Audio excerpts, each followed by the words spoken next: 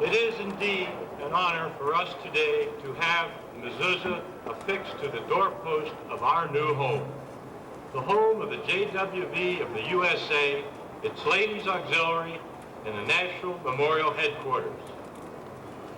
It will be our esteemed Vice President, Mr. Bush, who will put the mezuzah. As many of you know, it is a religious article which contains within it, according to a biblical injunction, specific passages from the Hebrew Scriptures, and serves as a reminder of God's unity and presence in our lives.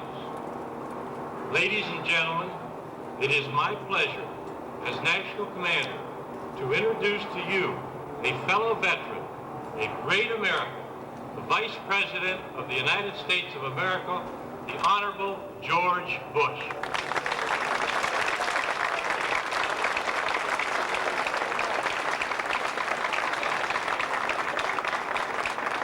Thank you very much for that warm introduction. It's an honor to be introduced by the National Commander. I want to pay my respects to Governor Robb and the other distinguished platform guest, Harry Walters, who's doing a superb job at the Veterans Administration. And he brought his family with him.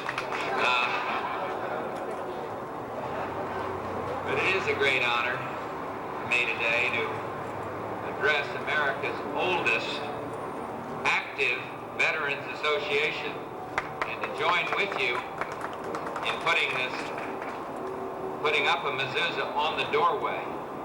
In war and peace, the Jewish war veterans and your Ladies Auxiliary have fought to defend democratic values and to uproot prejudice and hatred wherever they're found. The book of Deuteronomy says, "Thou shalt carry the words of God in your heart, and thou shalt write them upon the posts of thy house and on thy gates, so that you shall never forget." The mezuzah, which carries those words, serves as a reminder of the laws that God gave to the Jews. And it's also a reminder to us all of the ancient heritage and the long, proud history of the Jewish people. I look out on this wonderful crowd today, the faces of men and women who stood proudly and bravely together 40 years ago in a great cause for freedom, in a march for the defense of humanity. We knew then, as we know today, how important it is for a nation to be ready, for a nation to be prepared to defend liberty and freedom. Today we are a nation of peace, and with your help, we will keep it that way, not only for the remainder of this decade, but for the remainder of the century and beyond.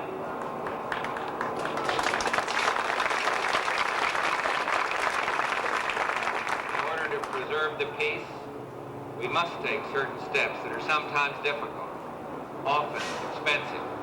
And as long as we are here, this President and I, we will maintain a strong defense, a defense that is ready, prepared, and strong enough to keep the peace through deterring war.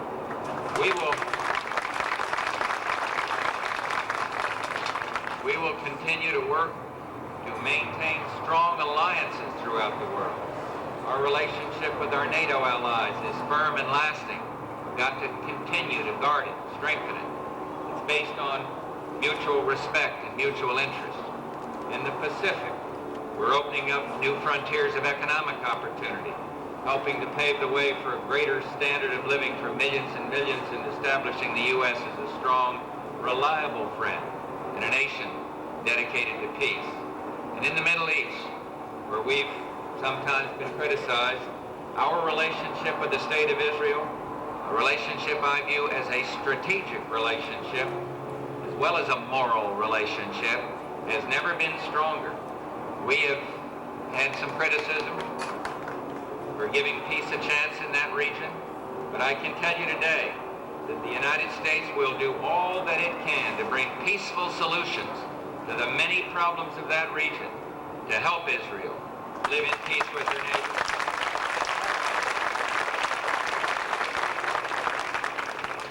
You know as well as I what it means to be true to our friends, not just in foreign affairs, but in our daily lives. The importance of friends and associates, knowing that we can be trusted and that our word is a sacred word of honor. And so too it's got to be with foreign policy. Gone are the days when the United States couldn't decide which side she was on at the United Nations, voting one day against our friend and then saying the next day that was all a mistake. Here at home, we will not remain silent in the face of anti-Semitism. For us, there is never any justification nor any excuse. And I know Governor Robb is out front on this very much. He's governor of the Commonwealth of Virginia. For us, there is never any justification nor any excuse for racial and religious bigotry. And we will continue to condemn it loudly and forcefully whenever and wherever it raises its head. We will continue to push for the plight, lessen the plight of Soviet Jewry. Early on, the president was out front. We are not happy with the progress. Some criticize us for being as vocal as we are, but we feel we have to set on this question a moral standard for the entire world. And finally, on a personal note, let me just say that I am so thankful that you asked me to participate in this ceremony here today. We do have something wonderful to share together. No group could understand better than the Jewish war veterans that the struggle against anti-Semitism and the defense of freedom are allied causes, and they've got to both be pursued with equal vigor.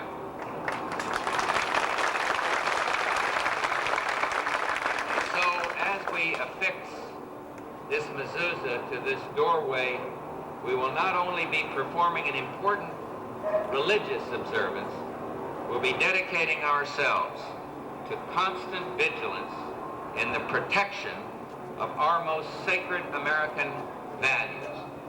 Values of freedom, values of tolerance. Thank you very, very much for letting me be a part of it.